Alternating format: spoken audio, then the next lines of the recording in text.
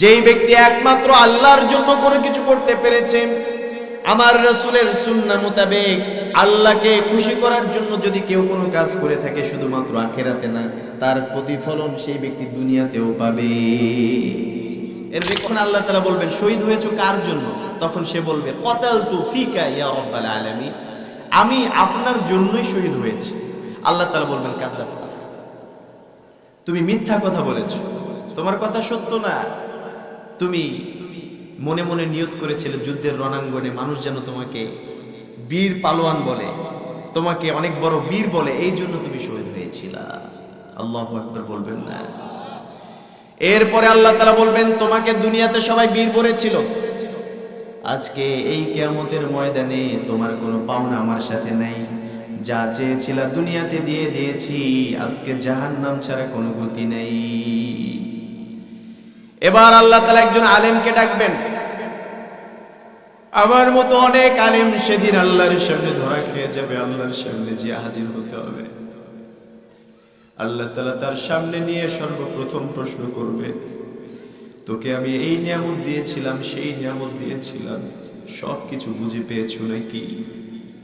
আমরা এক বাক্যে বলবো আল্লাহ যেই নিয়ামত দিয়েছিলেন সবগুলো বুঝে পেয়েছি। আমরা কোরআন তেলাওয়াত করেছি, আমরা আপনার জন্য কোরআন শিখেছি এবং আপনার জন্য মানুষকে কোরআন শিখিয়েছি। তাআল্লামতু ফীকা ওয়া আল্লামতুহু ফীকা ইয়া রাব্বাল আলামিন, আপনাকে সন্তুষ্ট করার জন্য শিখেছি, এটা শিখিয়েছি মানুষদেরকে। আল্লাহ তাআলা বলবেন কাযাবতা, তুমি দুনিয়াতে মূলত কোরআন সুন্দরভাবে সুরেলা কণ্ঠে তেলাওয়াত করেছিলা, কোরআন শেখাচ্ছিলা যাতে করে মানুষ তোমাকে জ্ঞানী বলে। নাউজুবিল্লাহ বলবেন না? তুমি কোরআন শিখেছো জ্ঞানী বলার উদ্দেশ্যে, এই কথাটা যেন মানুষ তোমাকে বলে। আর তুমি কোরআন মানুষদেরকে শিখিয়েছিলে, কোরআন তেলাওয়াত করেছিলে যেন মানুষ তোমাকে কারি বলে, মানুষ যেন তোমার প্রশংসায় পঞ্চমুখ হয়ে যায়। সুতরাং তুমি যা চেয়েছিলা সেটা দুনিয়াতে পেয়ে গিয়েছো, আজকে আখিরাতে তোমার জন্য কিছু নাই, জাহান্নামে চলে যাও। নাউজুবিল্লাহ।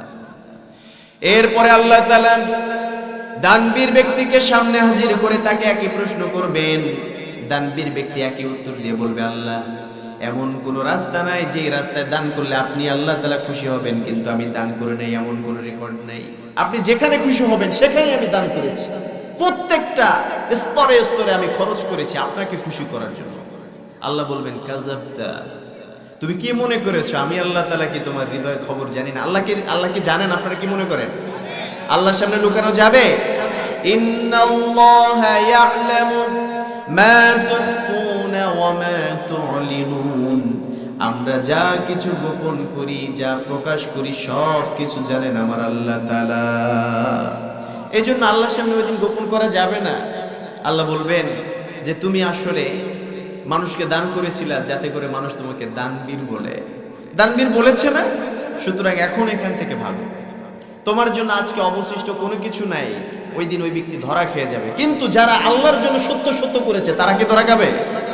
যেই ব্যক্তি একমাত্র আল্লাহর জন্য কোনো কিছু করতে পেরেছে, আমার রাসূলের সুন্নাহ মোতাবেক আল্লাহকে খুশি করার জন্য যদি কেউ কোনো কাজ করে থাকে, শুধুমাত্র আখিরাতে না, তার প্রতিফলন সেই ব্যক্তি দুনিয়াতেও পাবে।